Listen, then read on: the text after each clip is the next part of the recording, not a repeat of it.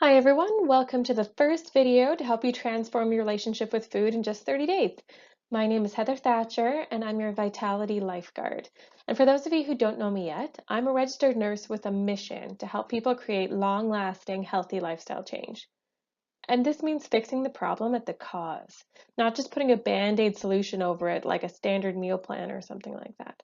So over the next 30 days, we're going to talk about why it's so darn hard to change the way that we eat. And we're going to discover all of the things that are influencing our eating habits. When we know what your dietary and emotional eating triggers are, then we can apply various different strategies to create that long-lasting healthy lifestyle change. Everything in this course is evidence-based and has been proven to successfully provide positive change for people looking to address their problematic eating. So you know that you're investing your time here in something that will work for you. As with all things, these skills take some practice and accountability, so I encourage you to go through the activities at home, strategize how you can implement them, and please share your thoughts and insights in our private Facebook group.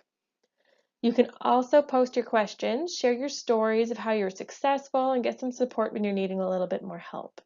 And if you aren't already in the group, there's a link in the email that I sent you today, or you can type in www.facebook.com/groups/vitalitylifeguard. Just to clear things up, we will not be talking about diets. We will not be talking about what to eat, when to eat, or how much to eat. Instead, we're going to be talking about why we eat. During these upcoming weeks, I'd like you to focus on those times when you feel uncomfortable with your eating. Concentrate on behaviors that you feel are problematic for you.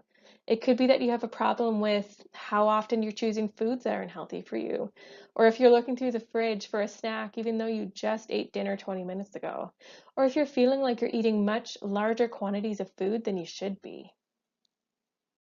This course is for you if you want to understand why we eat the way that we do. So if you say things to yourself like, I'm an emotional eater, or I'm a stress eater, or I know what to eat, but I just can't seem to do it, or I'm just lazy and need more willpower. Many people want to understand why they can't seem to make healthy changes to their eating habits. Why do we frequently crave unhealthy foods? Why do we overeat to the point of feeling stuffed? We often blame ourselves, but you are not alone, and it is not your fault.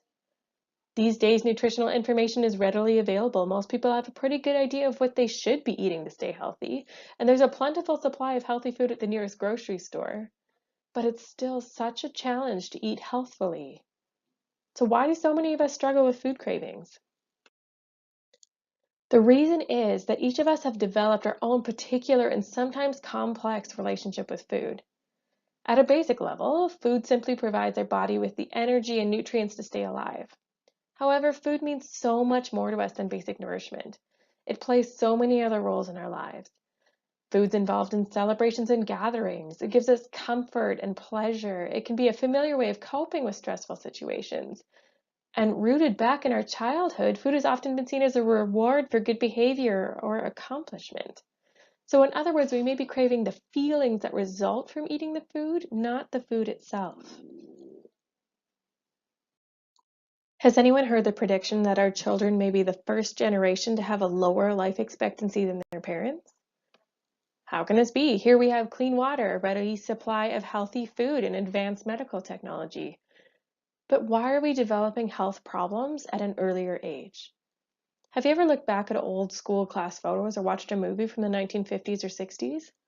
Almost everyone, adults and children, are slim. Our body's biology has not changed in the last few decades, but the environment, our world in which we live in, certainly has.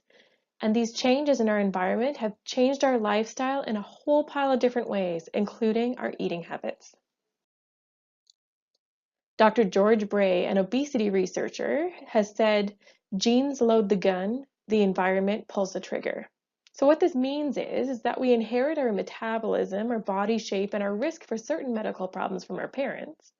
But the environment or world in which we live in has much more of an influence on our health and our weight.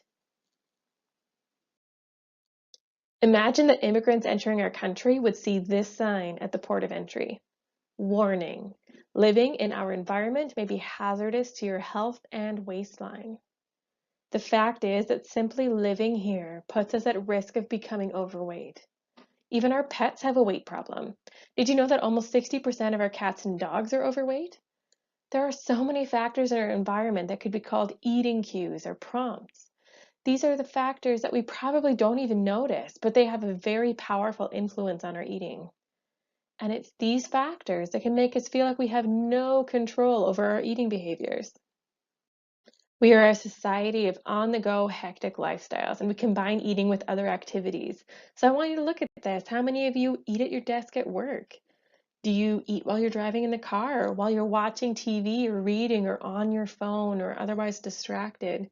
Do you taste test a little bit while you're cooking, or do you have those last couple of bites of dinner because it's too small an amount to put back into the fridge? Do you eat while you're on the go? What's different about the way that we live and eat now compared to 30 years ago? What are some of the differences between our North American food environment and that of Europe and other countries? For example, France is known for its delicious but gourmet food and wine. So even though the French tend to eat richer, higher calorie food than those living in North America, they don't have the same degree of obesity.